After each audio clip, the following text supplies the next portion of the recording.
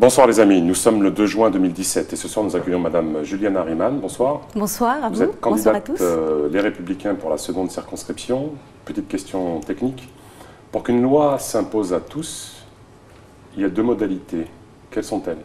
Il faut qu'elle soit votée, il faut qu'il y ait une proposition de loi ou un projet de loi, et puis il faut que cette loi soit votée par les deux assemblées.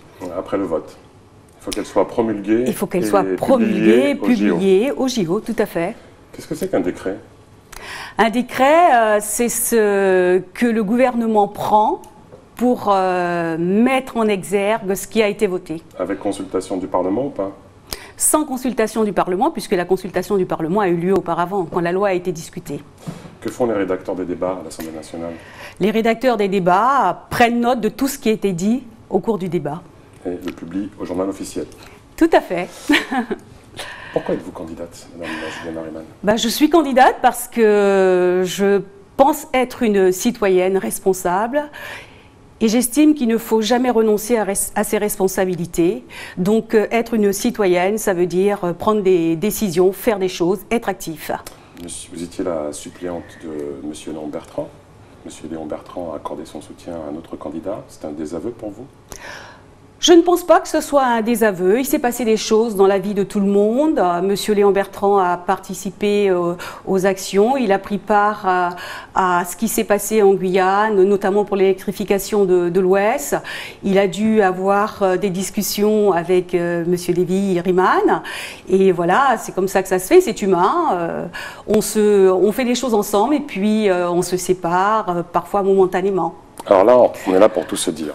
Vous êtes inspectrice générale de l'Éducation nationale. Tout à fait. Bon. Votre nomination, à l'époque, avait suscité quelques troubles.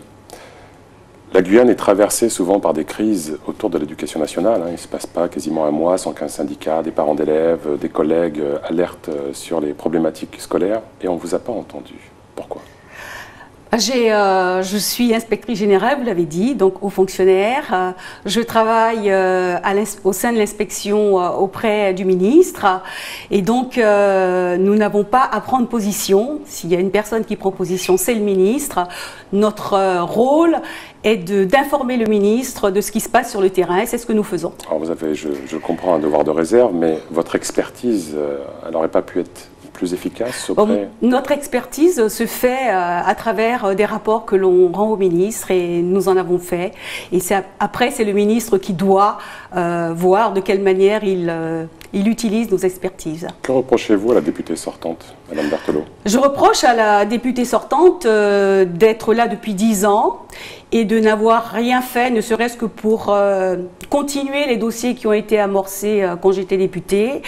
Je reproche au député Berthelot finalement d'avoir mis la population dans la rue par son inaction, tout simplement. 3 mesures, 3 actions, 3 démarches que vous comptez faire une fois élu à l'Assemblée pour la Guyane? La première démarche est d'être présente totalement lors de la discussion de la loi de finances, puisque c'est là que tout sera acté. Sans cet acte fondateur finalement de ce que la Guyane a obtenu, la population guyanaise a obtenu, eh bien ça voudrait dire que rien ne sera fait, en tout cas dans l'année qui vient. Donc la loi de finances, l'éducation, la santé. Alors, la loi de finances, donc concrètement, qu'est-ce que vous demandez pour la Guyane?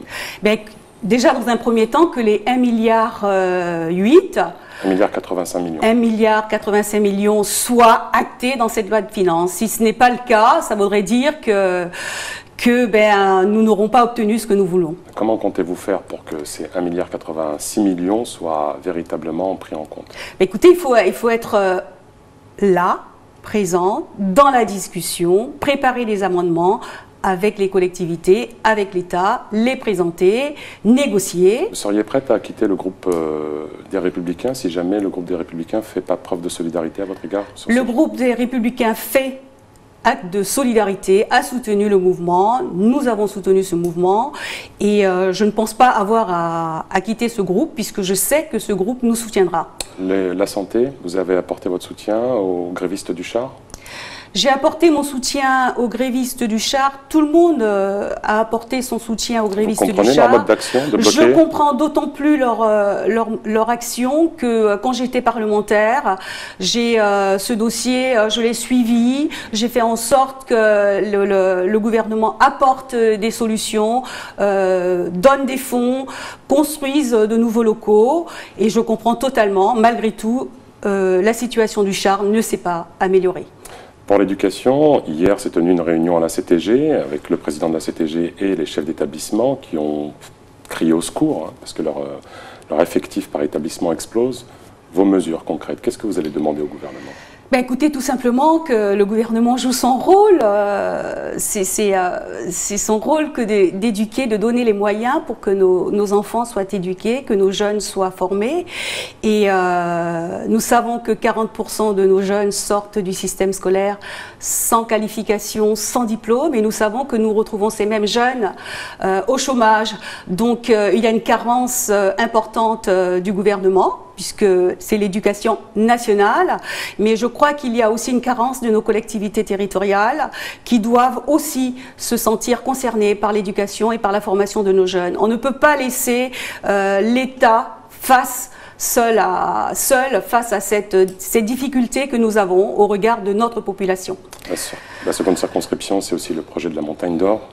Il y a un collectif qui s'est mis en place, hors de question, contre ce projet. Oui. Votre position? Moi, je suis résolument pour que nos richesses soient exploitées de façon raisonnable et dans le respect de notre environnement, évidemment. Vous allez appuyer? Je vais appuyer le fait que toutes nos richesses soient exploitées pour que nous ne soyons plus sous cloche et même sous compensation, parce que j'ai entendu le candidat à président maintenant dire que l'exploitation du pétrole, eh bien écoutez, peut-être une compensation pour la Guyane, et ça vraiment non.